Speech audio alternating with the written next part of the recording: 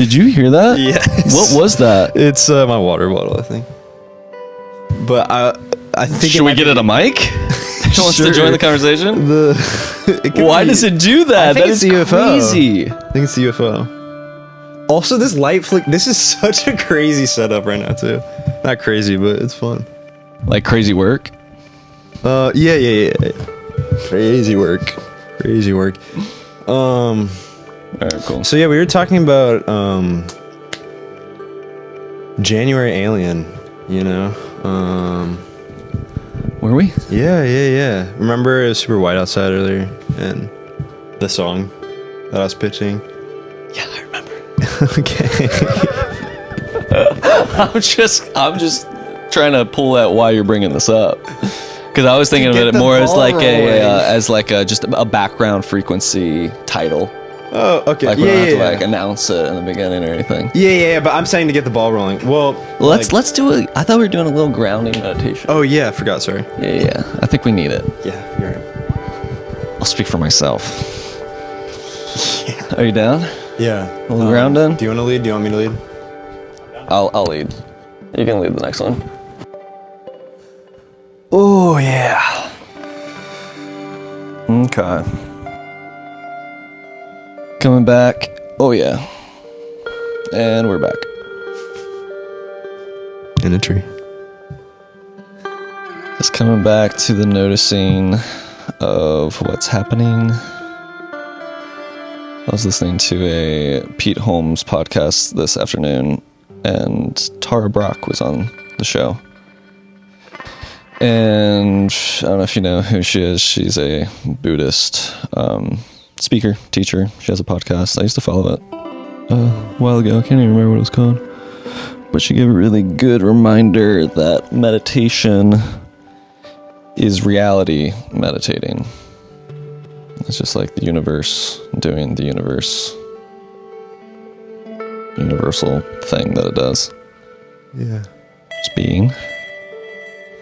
Becoming.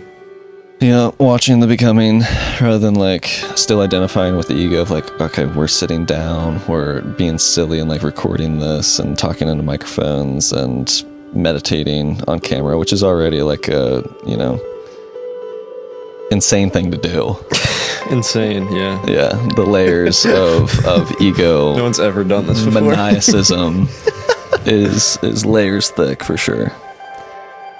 But instead of like identifying with, okay, these are egos listening to the moment.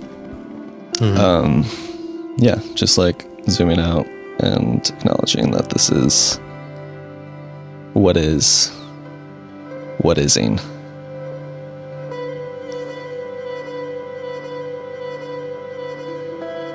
And it helps to just follow the breath and notice deeper our natural patterns that we're not necessarily tuning into most of the time.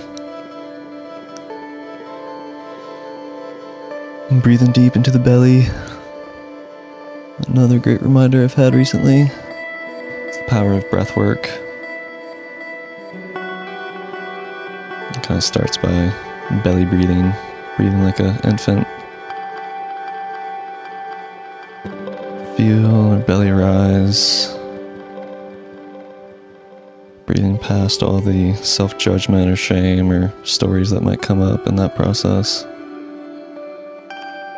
It's funny you say it's like how a child would breathe, because yesterday in class, I was like, kids have like evaluations and stuff, and they have little brain breaks where they like had like a little short video to like remind the kids how to breathe, and it made point of like feeling your belly rise, and like they compared it to balloons, specifically inflating the balloon when you breathe in.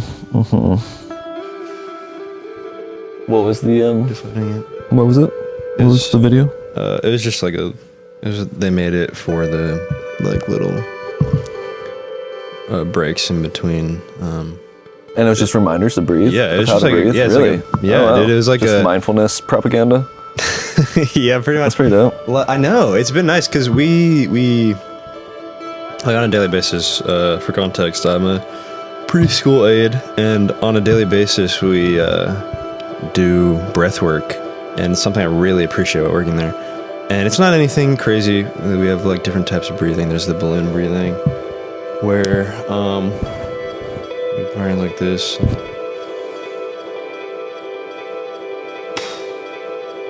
You know, and then rainbow, which is just like going across. Wait, what's rainbow? Rainbow's like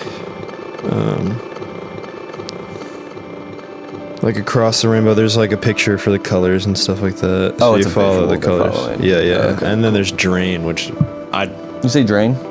which is like we gotta crank our drains, which is like. Do they want to go?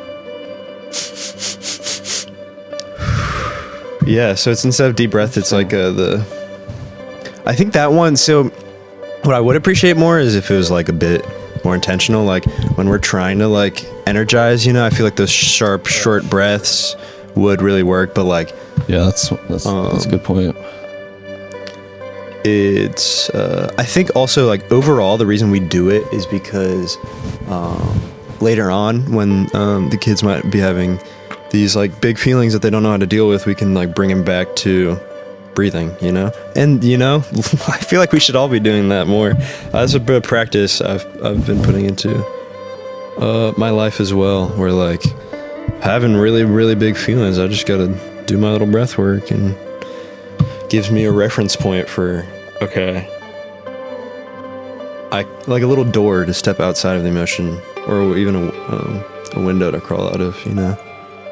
A window to like see, because we can see that we have options. Yeah. And then like also a door, because it can be like a portal to walk through, and then on the other side of it is like, oh, I actually feel different. Mm-hmm. Because I tuned into a bridge for feeling different. Right. You know, literally through just how much oxygen we're intaking and in what rhythm. Mm. You know what I mean? Yeah, exactly. Like, are you hyperventilating? And if so, what types of thoughts are you like rapidly bringing in? You know what I mean? Like hyperventilating, like that speedy sort of stimulant energy. I can imagine that actual, you know, chemical stimulants. Oh, for sure. Would induce that a bit. Yeah. Also, there's panic attacks. Also, there's like shamanic breathing, or what type of yoga is it? Where that type of like breath of fire. Gosh, I feel silly for brain farting this. It's Shinasana? No. Crazy. There's a ceiling in my brain. I can't reach. Oh yeah. Anyway, there's a ceiling for sure. And that type of, yeah, exactly. Maybe if we weren't inside, I would have more thoughts accessible. But anyway, that type of yoga, awesome. Where I am tripping on that. I can't believe I can't think of it. It's all good, dude. I know. Anyway. Except the alien. Except the alien, yes. Sometimes it feeds on our thoughts and our vocabulary. You just gotta let it digest, and it'll poop something else out that you can use. Yeah, exactly. But anyway, point being that like the thoughts or intention to not be attached to thoughts at all, like I feel like that informs what this rapid breath movement is doing to our nervous system. You know what I mean? Yeah. Like if it's a panic attack, then that's probably not, that shallowness is probably not helping, mm-hmm. right? Yeah, exactly. Big crushing out spiral. Yeah, and like it's claustrophobic. It's claustrophobic too. Yeah. Here, let's take that one again. It's also what now? Action. It's also claustrophobic. And yeah, like amidst that deep, or amidst that, like you're saying, shallow anxiety, it's good to carve out the space, you know. And I feel like that's what we can do for the kids, and like it's really important for them to have like references, you know. And this is like foundations, you know. Yeah, I think that's great. I think it is too. And I hope actually, because this definitely was not prevalent when I was in preschool, and I'm sure it wasn't when you were. And I hope that it's not just like a really early learning move, you know, or technique. And I hope that it's gathered, or like like, man, there is a ceiling. It is, I hope it's The UFO is so close. I know. I found it. I hope people are encouraged, or I hope the system is encouraging that amongst like younger teachers to continue having that reference point for kids of all ages. You know, it's good for me as a 19-year-old to have reference points when I am experiencing this like anxiety, you know? And I think the point is truly like long term, we want to help these people grow into having the support system within themselves, you know? That's something I've been trying to work towards a lot, is really building the support system within myself so that I can continue to further support others, you know? Yeah. And again, part of that is foundation, and part of foundation is maintenance, you know? These are great points. Yeah, I mean, I don't know what it's like even, I mean, this is news to me that even at a preschool level, they might be sowing seeds of mindfulness or breath techniques or whatever you want to call it, you know, methods for calming your nervous system and co-regulating even, you know. I think that's great. I didn't even know that, so I can't speak on whether it's happening on other grade levels or what, but I mean, it's a subject I'm passionate about, of what we could be doing with our education system. You know what I mean? So it's good to see that there's some positive movements towards that vitality. I do wonder where that influence even comes from. Yeah. I don't know. I mean, I don't think that, you know, we ought to wait for other people to like pass those laws or like put those conversations in place, you know? Yeah, exactly. At some point we, especially with generations now, you know, at some point we take our education into our own hands, right? Yeah, most definitely. Like what we're informing ourselves with and how we're either putting that into practice or not, right? And we do that like over and over again until we die. You know? It doesn't stop. It does not stop. And I mean, it can get stagnant. Like, for sure. It can definitely plateau. I think it does for a lot of people in a lot of ways, but in other ways, life is always teaching us. There's always a lesson, you know what I mean? Mm-hmm. Again, whether or not we're integrating it is a different step in the process. Precisely. I actually, a couple friends, like some have been in a school where you work with the same teachers for like potentially most of the time you're there until and which it could be until like high school level. So like could be what is that, 12 years, you know? Give or take, of just working really deeply with these I hope you like those teachers. I know, for real, because I can't imagine that. I'm sure you can't either, but I think one of my friends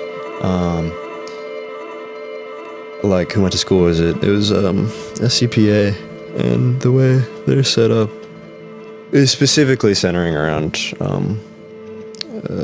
creative and performing arts, and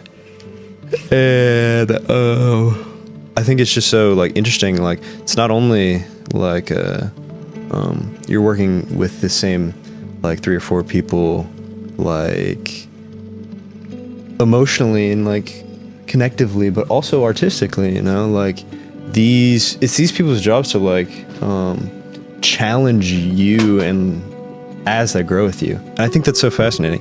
I think that also like is a big inspiration for like why I have a bit of gravity towards teaching, because I'm so curious myself, and like being able to grow with individuals is a very rewarding and like beautiful thing. Yeah, it's making me think of how family is kind of that, you know what I mean? Like, you've known me your whole life. I've known you your whole life, not my whole life, but you know what I mean? But still, like, the people that we have long-term potential for growth with, this water bottle is crazy. So it just screams every few minutes, regardless of how much water's in it? It's like, it's like the air leaving. Absolutely crazy. I'll drink some. Maybe that'll help. Well, it also doesn't help that it's. Okay, so I think there's pros and cons to having long-term access to people, especially when there are potentially power dynamics at play, which, like a parent, child, or older sibling, younger sibling, or what I'm really talking about is teacher, student. There's a power dynamic there. Yeah. You know, there's some as sort much of authority one structure. as you put into it, though. Agreed, which we put a lot into it as a society, into those roles, at least historically speaking. And I was thinking a similar train of thought, like, yeah, we don't need to, like, if part of what we're teaching ourselves and each other is to, like, you know, have autonomy. Yeah, And, precisely. Yeah. Encouraging that agency in that way, of not seeing authorities as someone not to be challenged, you know, but someone to be respected. Yeah. Do we have a daycare for this water bottle that can, like, maybe... It's so loud. That's so funny. I think it'll help with the spout up. Anyway, yeah. Unchallenged, those, like, assumptions of power imbalances, I think, what I'm trying to say is that I think that happens really easily, naturally.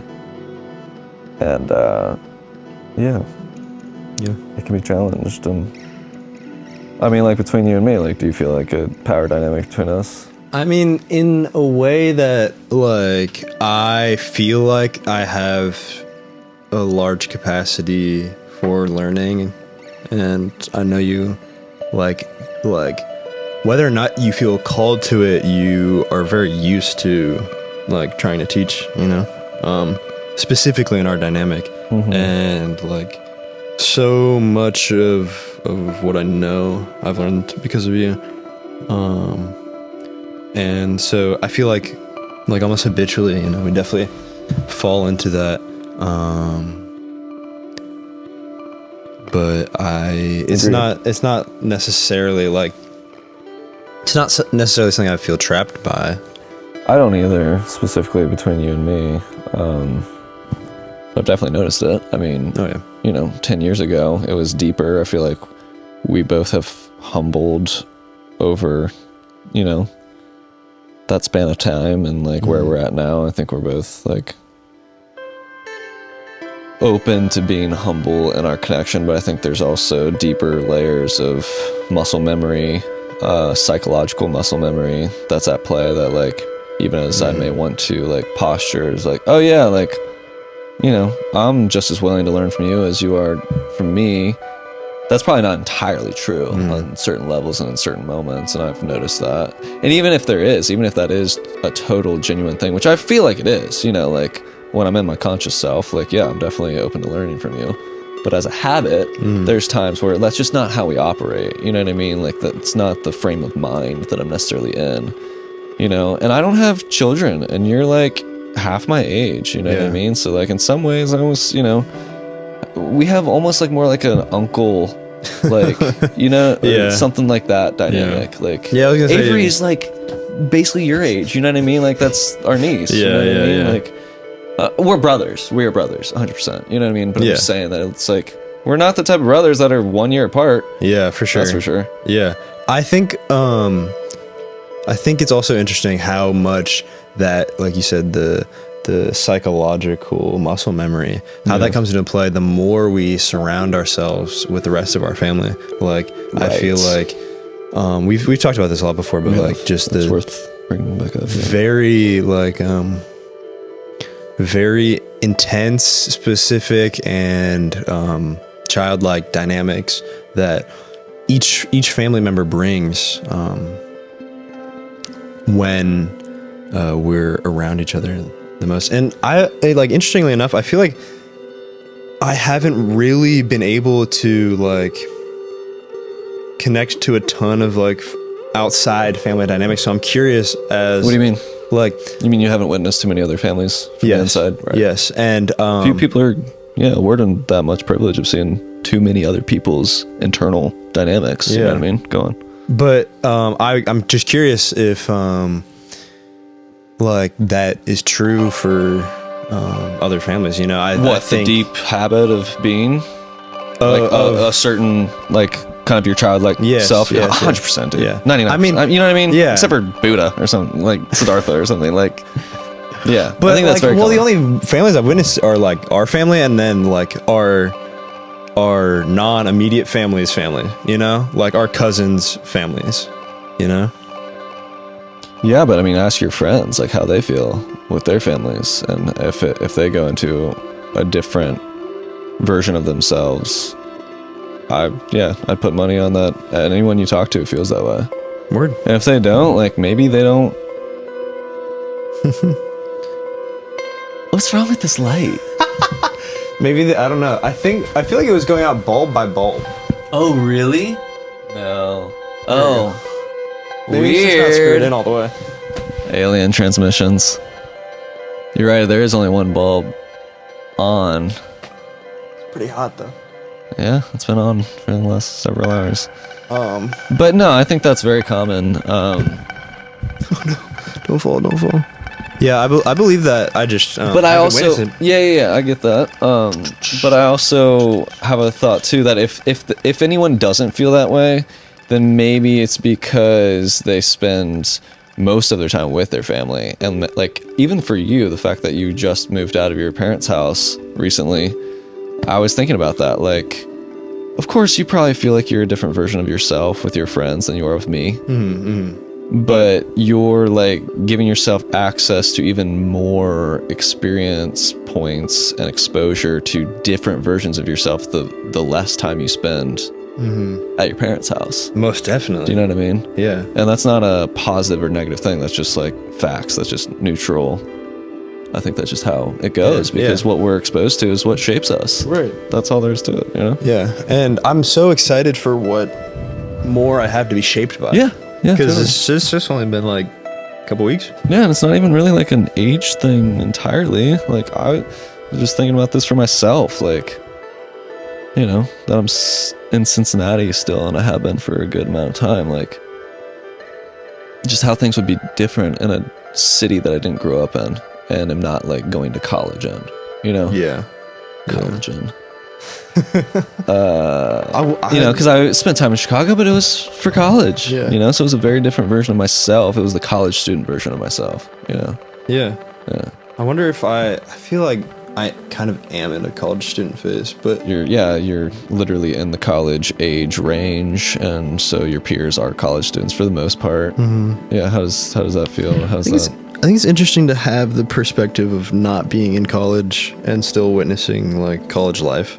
I'd imagine. It feels unique, but also it doesn't feel unfamiliar because I feel like with my identity, I am able to have that experience a lot because of my race and my gender and my sexuality. You know, it always all of these parts of my identity have almost like a really common theme of being like very encompassing, you know? Encompassing? Like, yes.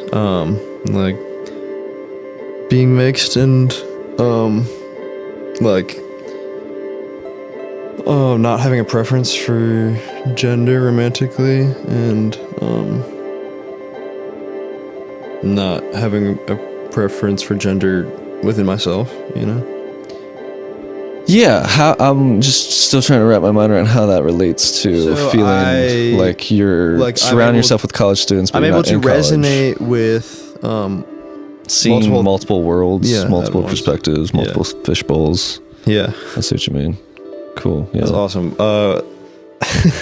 That's awesome that you said fishbowl because my roommate runs a little DIY venue called Fishbowl. Oh, really? Yeah. Cool. Where's that? It's in Clifton. It's like right next to my house. Sweet. Nice. But yeah, Cool. shout out Fishbowl. Shout out Boston Craig. They do music? Yeah. It's just like Clifton House Garage. Sweet. Did you guys But play there it's before? nice. Yeah, we played there. It's also nice because they have vendors selling clothes and stuff. So That's cool. lots of different art being bridged. Yeah, dude, they had like 1,200 people at their Halloween show, which is crazy. Yes. How big is the place? Not 1,200 people big. It might, I don't know if it was all at once, but over the night. Yeah, but still. Yeah. How do they even know? Because they counted, I think that was someone's job the whole night, was just head count. I guess, I don't know, because there wasn't a cover. So I would have thought that they would count the cover charges, but there was not a cover. So maybe that's crazy. Wow. Count. I was thinking about like, you feel confident with that? Like, is it ever like awkward at a party? You're at a Clifton party and they're like, "Oh yeah, what are you studying?" You're like, that happens to me all the time. Every time I meet someone, they ask. No doubt. My major. How do you feel about that? I don't mind that. I will say I like school, and I think I like benefit from school more than other people do. But I would really like to reframe my schooling, and I think I'd have needed like such a break from it, you know? And I think it's so like amazing that I get the privilege to just take a break from school, and when it calls to me again, I'll answer the call, you know? Mm-hmm. But I don't feel like I'm missing out on anything right now. I think if I was in school, I would feel like I was missing out on not being in school. Truly. I like that. But that makes sense to me. That's from this hindsight, so yeah. But yeah, I really don't mind not being in school. It makes me think about, you know, anytime that we do talk about this, it makes me feel, again, kind of coming back to the roles that we have taken upon ourselves between the two of us, you know, the role of like an older, more experienced person that could potentially like help give you a perspective that could help make your life a little bit easier, you know? Truly. A little bit smoother. Because that's a lot of life, is doing things wrong and then having experience or perspective on, you know, that doesn't necessarily give you the access to the keys of the castle of what is the right way, because really, like, there's no right way. Exactly. You know? There is no but right that way. experience is, like, part of the things that shape even being able to say that, you know what I mean? Like, when I was your age, I was much more, like, in victim mentality and, like, just really slave to the depression and stuff like that, you know what I mean? Yeah, and for sure. It's... That's how I felt during high school. Yeah, me too. 1,000%. Yeah. Which is nice that you and I aren't a year apart, because you get access to a different version of me, you know what I mean? That's definitely, and I get access to a different, like, a different potential for myself. Yeah, I almost said you get to see a different future self. No, for sure. Yeah. I definitely It's me in the feel that future, way. but it's also in the present. It's also, you get to see a timeline of me of like, ooh, low-key, if I don't lock in. What? Me in the future. Future self if I don't lock in. Oh, yeah. You know, when you said that, all of the things that I've said that are important to your opinion, I'm like, yeah, the things not to do. No, dude. Of course, that's not all of it. Yeah. But that was the thing that came to mind.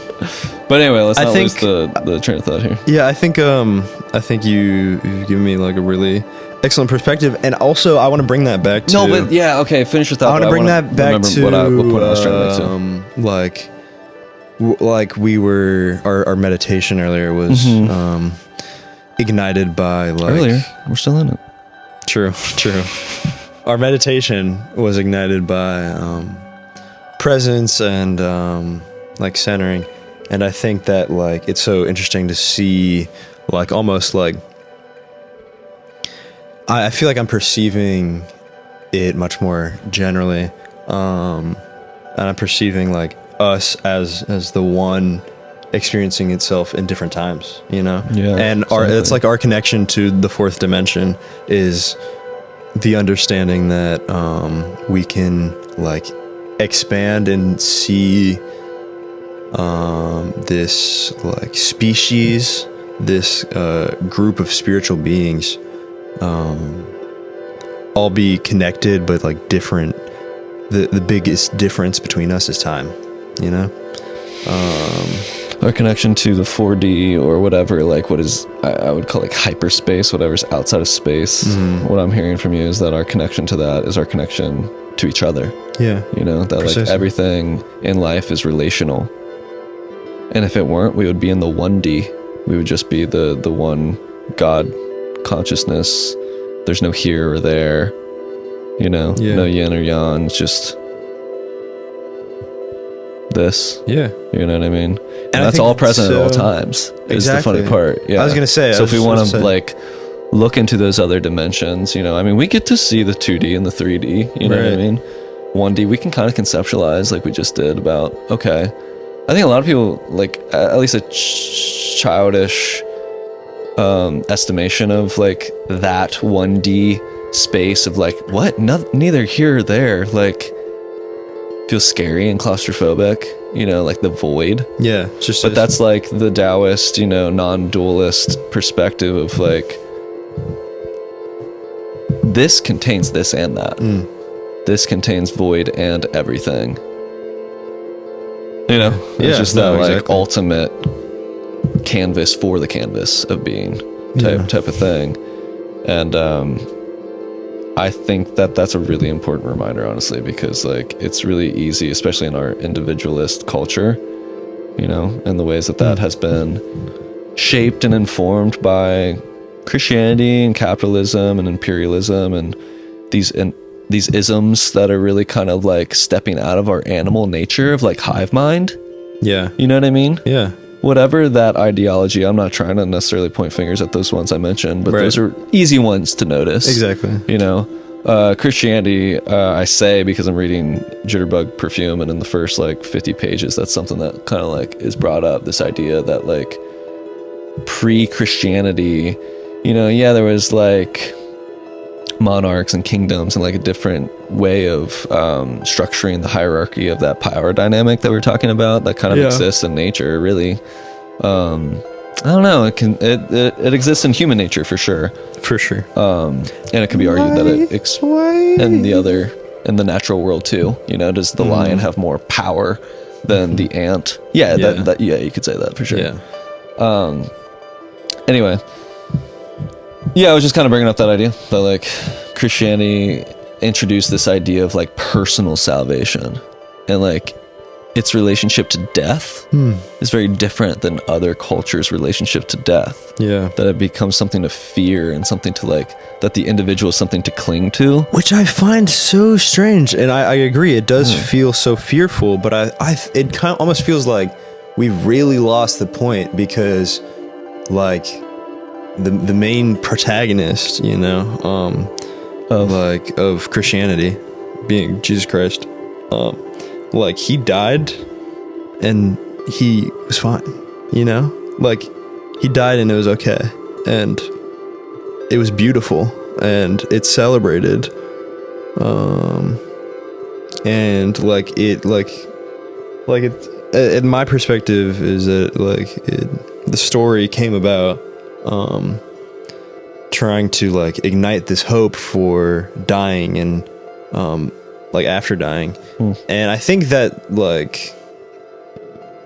somehow maybe we were trying to bring a focus back on the seriousness of the death of the Christ. But I also think like I'm trying to follow you. I think so like so I'm saying like the you reason why we're so fearful of death surprises me.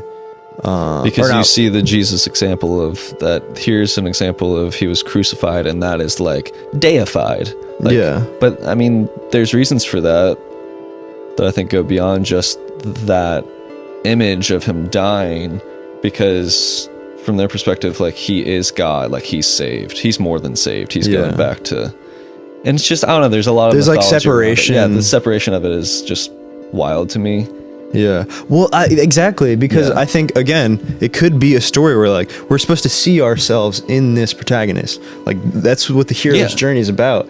And it became like, no, this protagonist rules over us and establishes that hierarchy. And I think it's a mix of that, and also just like specifically when it comes to death and fear, I think like the capitalism plays so much of a part because it's so easy to monetize things that Life and death. Yeah, exactly. Yeah.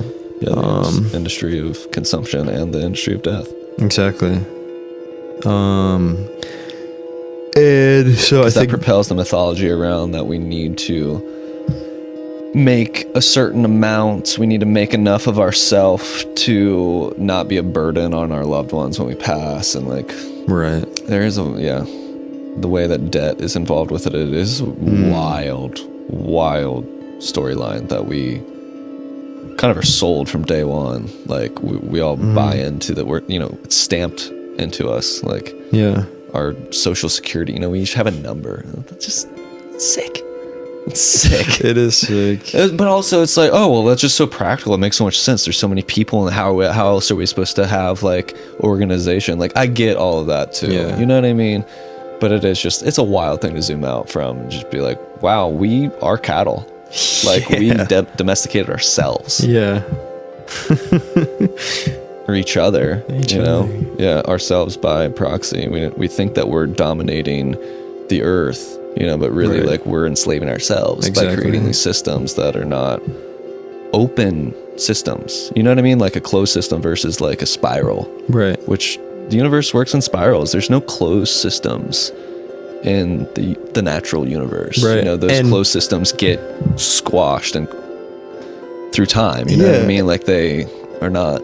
And the systems are like so open that like we all rely on like there's not one part that can't exist without the other in our existence. Yeah, which brings it back to that idea of like life is relation, and we know God through knowing each other. Right. We know the oneness through knowing the two-ness.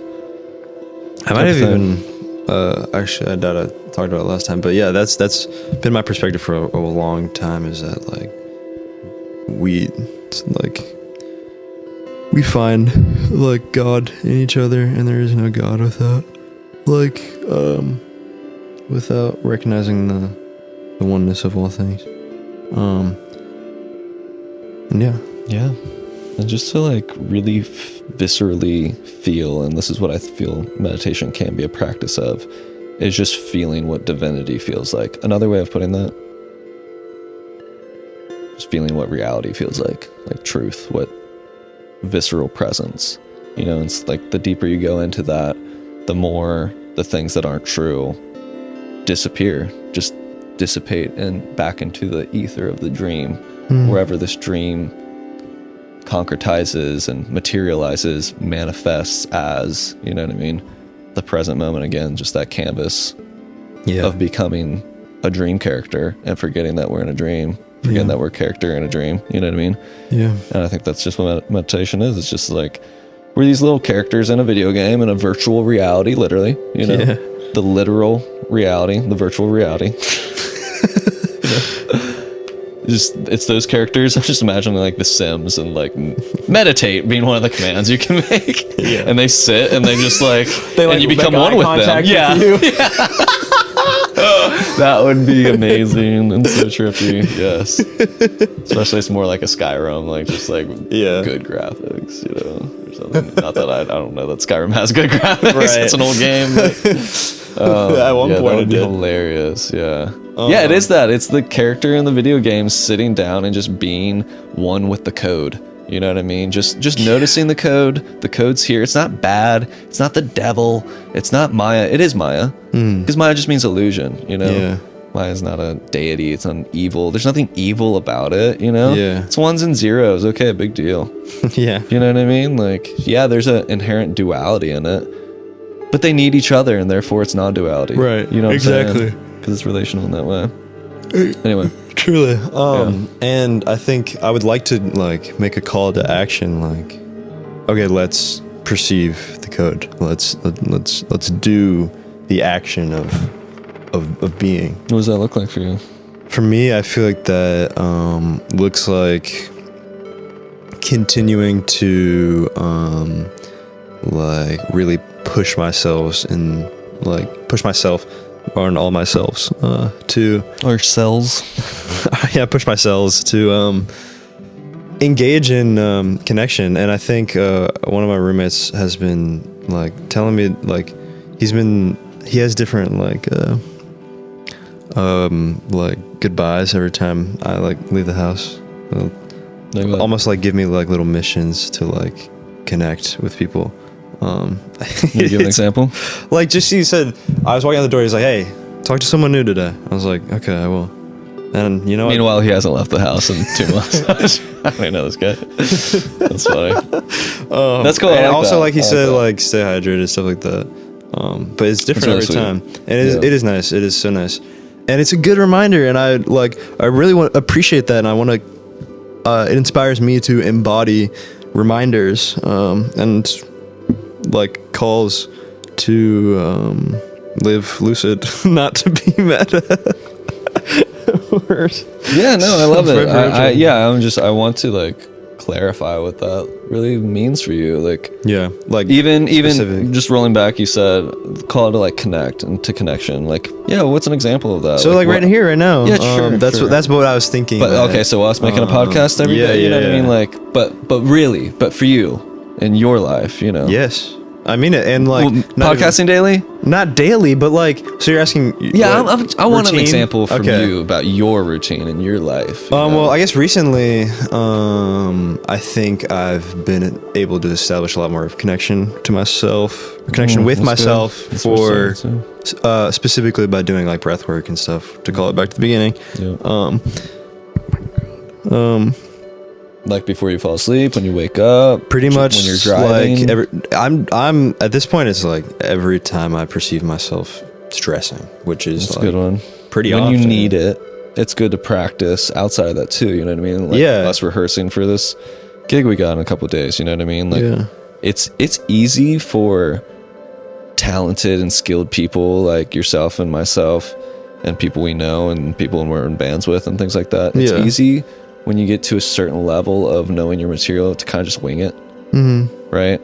But like actually, so it's like that's the breathing when I get stressed. Is I play music when I'm on stage. It's like play with the mates, you know what I mean? Get good at listening to each other and having those conversations outside of the stage, you know? And like for this, it's meditating. Meditation is to train our muscle to be responsive rather than reflexive, you know, reactionary. You know what I mean? That way, when the really stressful thing happens, you know what I mean? Like, are you going to remember to be mindful? Or is it going to, exactly. Or is it going to steal your attention? And it's in the habit of stealing our attention. Right. In the habit of having our attention stolen. That's the dance though.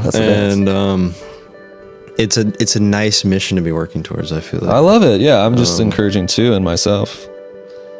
Yeah, the practice of that. And I'm really glad to have specific times to practice is really what I'm trying to get to. Yeah. Morning, like you're saying, like building those routine. Like, well, it's difficult because so much changes all of the time. Okay, think about what doesn't change. You drive every week, don't you? You sleep every day, I hope. True. You know what I'm saying? Like before bed. Yeah. When you wake up, those are every day that happens. Yeah, true. You know, those are what I'm talking about. Those are places to start. All right. Rather than like, okay, 3:33 every day, I'm going to meditate, you know.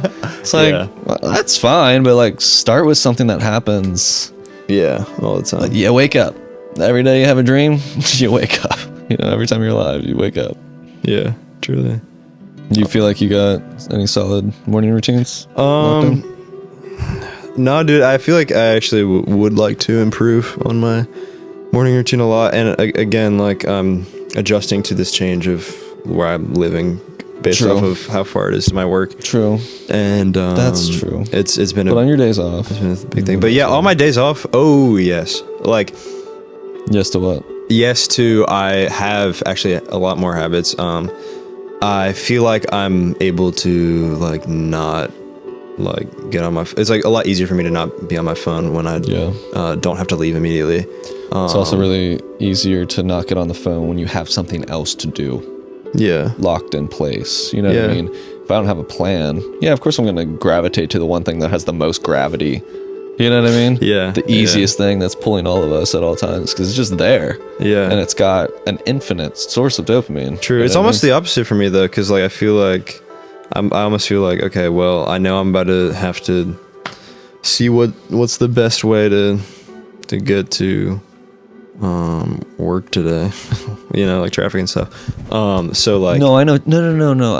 What I was. No, I mean, like, advocating in the for is morning- having the habit in place. Like I for know, me, but I'm getting s- up and getting out of the house before looking at the phone or something like that. yeah, but I'm saying that like if I'm getting up and then immediately going out of the house, I think I'm more likely to look at my phone because No, I was hearing what you're saying. I just Okay. wanted to make sure that what I was getting at was clear. oh yeah, that's what I mean. Yeah. Like if I'm already like pulling up my maps, like I feel like I'm more likely to be like, okay, so since I've already like clocked into this Matrix squirrel life, yeah. matrix, Right. I might as well just like stay clocked in. Yeah. But Right. when I have the time to just unfold, I'll let myself unfold, and I'll go What's outside. your typical thing that you would do instead of getting on your phone?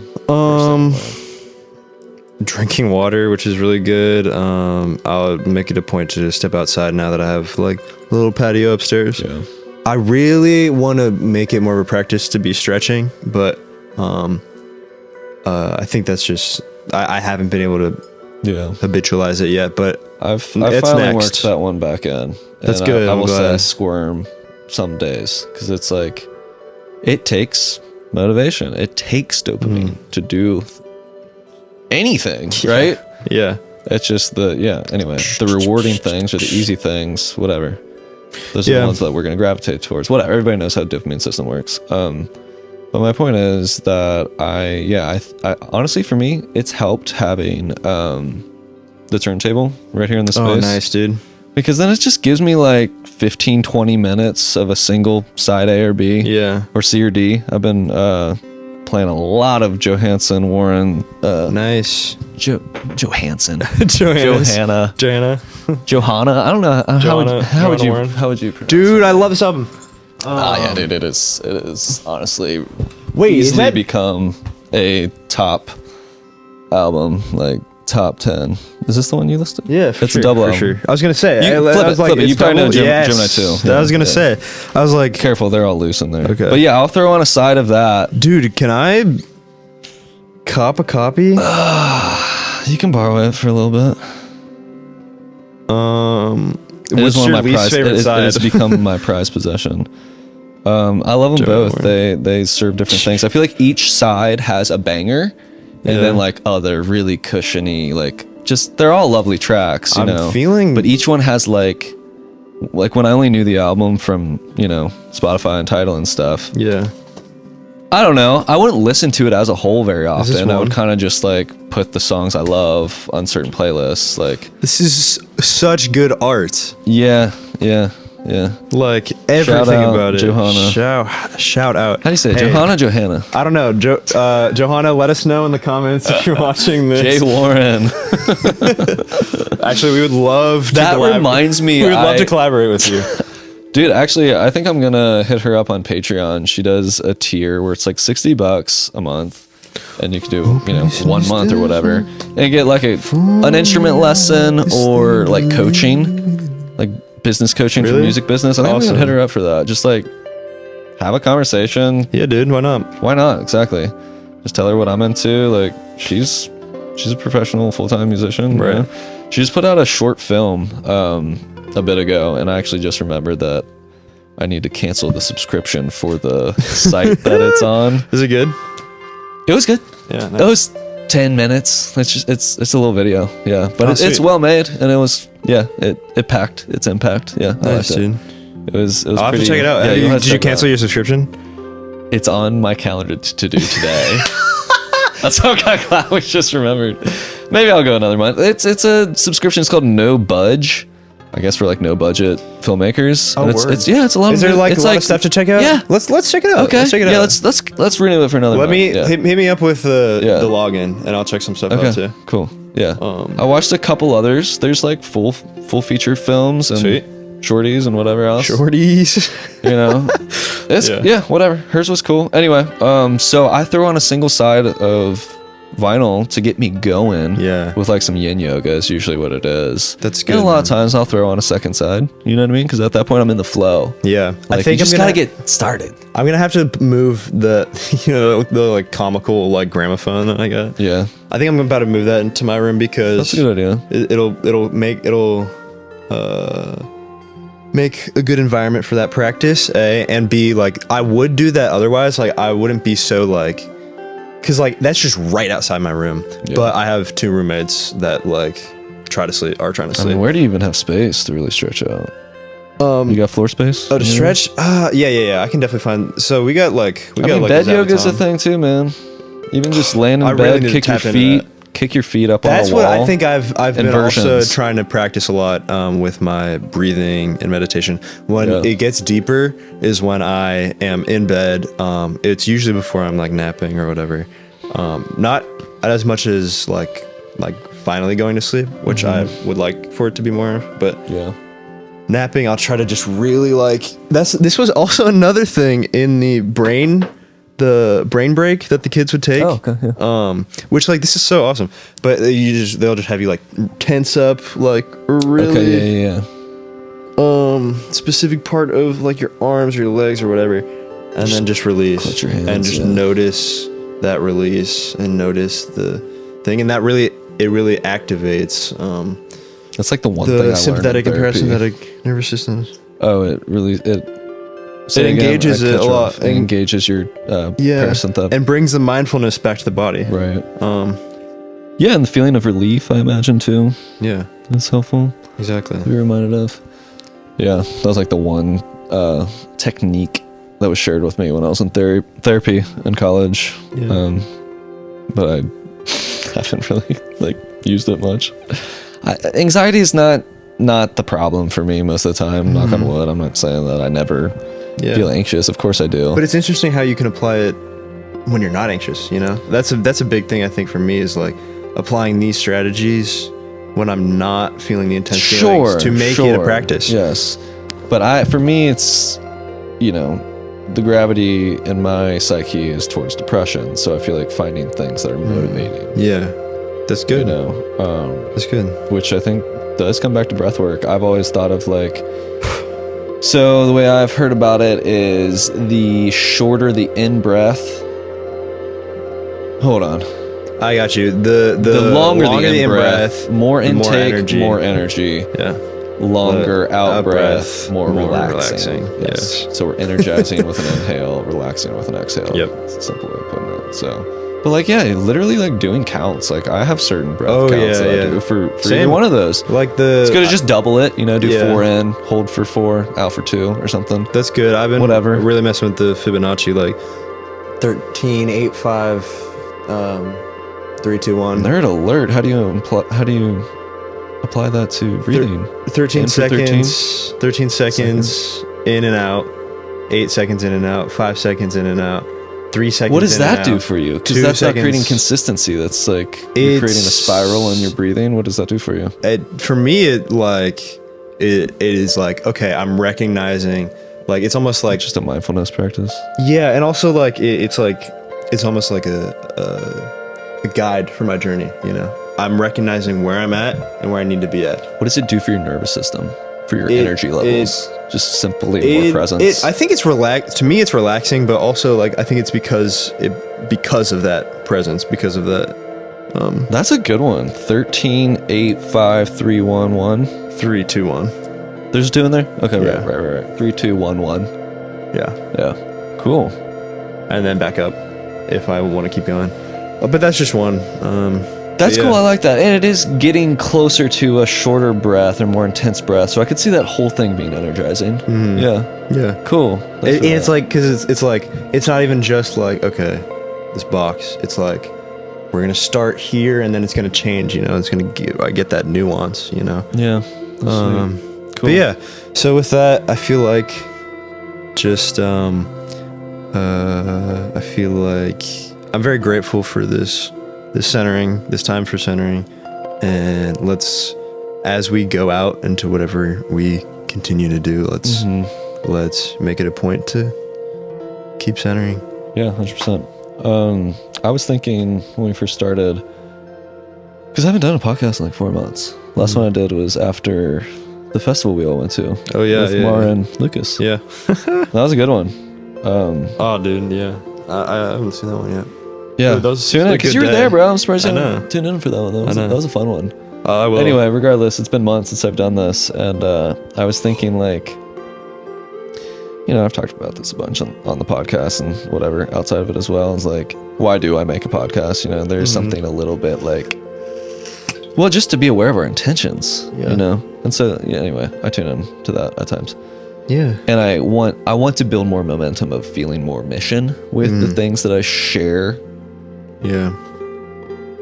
Period. You know what I mean? Yeah, Whether it's everywhere. publicly or with Exactly, you privately, exactly. or, just With any relationship, anything to have, mission and quest and appreciation and presence with those different connections and pursuits. And I things think like we've that, been able and to do that expressions. really Yeah. well. You and I have a really graceful and beautiful connection as brothers and as humans.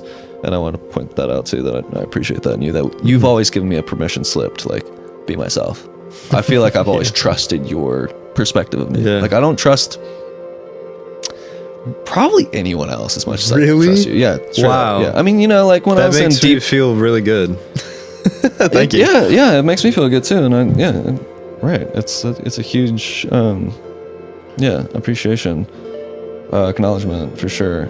And yeah, like, of course, like when I was in long-term relationships, I would say that they knew me more, had more of a perspective and like, things like that. But like, as far as trusting, like, yeah, that's probably been the case, but like, yeah, I just think that we like really set a solid precedent in knowing each other as humans. That for whatever reason, the conditions like led that. I completely agree. I'm trying to remember why I brought that up. I remember what else I wanted to say. Talking about centering. Well, Yeah. I was.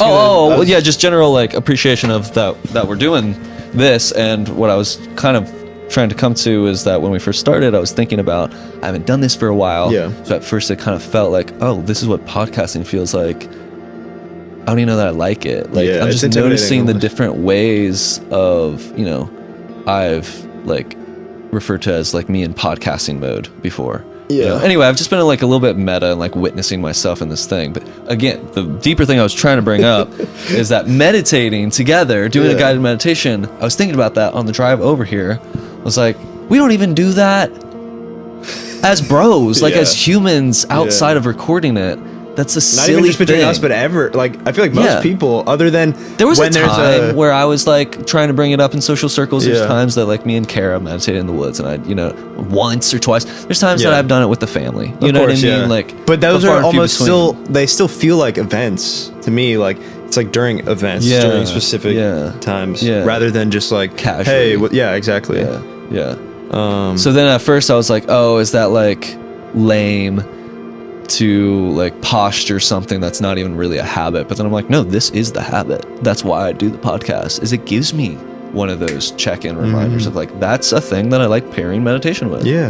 To the conversation of like, when do we want to, okay, what's something you do every day? You wake up, you go to sleep every day. Another thing we do, we drive almost every day. Truly. Like if we treated that as like a dedicated mindfulness, that's a hard one. Yeah. That's advanced mode, but it's such a good pursuit. It really is. It's a good invitation. And with any meditation, it's not about like a frustration of realizing, oh my God, I haven't even been following my breath the last 10 minutes or 10 years. You know what I mean? Whatever it is. It's like, hop back in, baby. It's like fresh. Right. It's ready for you. It is right now. You can make it like the location too. Like when you enter your car, this is the space for meditation. When you this enter is your the space bedroom. for presence. It's a great one. Exactly. When you enter your home. Exactly. When you enter your bed. So let's put an emphasis on that as we unfold out. Yeah. Because let's wrap it. So I mean, I usually end with like takeaways and action steps, and I feel like we just spent the last 20 minutes talking about that. But if there's anything else you want to highlight, no, I guess I do want to highlight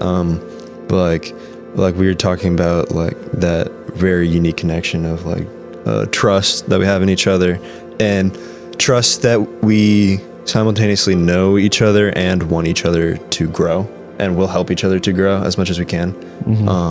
I just want to call like the audience to like try to find those connections in your lives and like be aware of that. I think it's a very like unique but precious thing. And if it doesn't exist, if you don't think that exists in your life, try to make one with someone who you think could potentially be a good fit. And really be intentional about relationships and about the connections. And I guess not just intentional, but also mindful and aware of the love and the grace that exists within those relationships. Yeah, and intending to be present. Exactly. Because that's I think the most valuable commodity that we have. I hate to even call it a commodity, but value. Right. It's the highest value we have is just our presence. Because all of our days are numbered. Is what I was trying to pull out there, you know? Yeah. And yeah, we can go into the philosophical, but the moment's forever, and that's what we really are. Yeah, sure. But as bodies, like our code will expire. Yeah, eventually. You know what I mean? So like, yeah, just appreciating the time we have with each other. Yeah. This portal that we're in now, you know, not even just the full scope of our lives, but this version of what we are, and that changes all the time. Yeah, exactly. But also, like, you could view your life as just a version of your existence, you know. Well, that's what I wanted to say about your call to action there, an invitation for people to like take stock of who they feel the most trusting with. And it's like coming back to what you said about self-love and just spending quality alone time. You know, you can give that to yourself. Like, do I even offer myself that level of non-judgment? Right. You know what I mean? I think historically, no. It's a practice. Yeah, I'm playing whack-a-mole with the little mental gremlins there, trying to steal my vibe. You know what I mean? Yeah. And then beyond that, if we can achieve that, then it's also like, or simultaneously as a practice, to be that person for someone else. You know what I mean? Yes. Let's be compassionate towards one another. Like, I don't want people to feel like, oh yeah, if I hang out with this dude, judgy. Right. Love him, but he's judgy. Yeah. Funny. Plays a mean saxophone. But you know what I mean? Like, yeah. I don't want to be a judgy. You know, and I know that I've come off that way, especially when I was in high school and stuff, and like in those days. And so it's been something to grow out of. There's your call to action, man. Yeah. And even like, as you said, like our family selves, our childish selves. Like, I feel like my other siblings know me more in a judgmental space. You know what I mean? Yeah. Because we're kids. Yeah. Just being little kids, you know? Yeah, and you're all like close enough in age to each other. Yeah, like, it's amplified. Amplifying. Yeah, exactly. Yeah, cool. All right, man.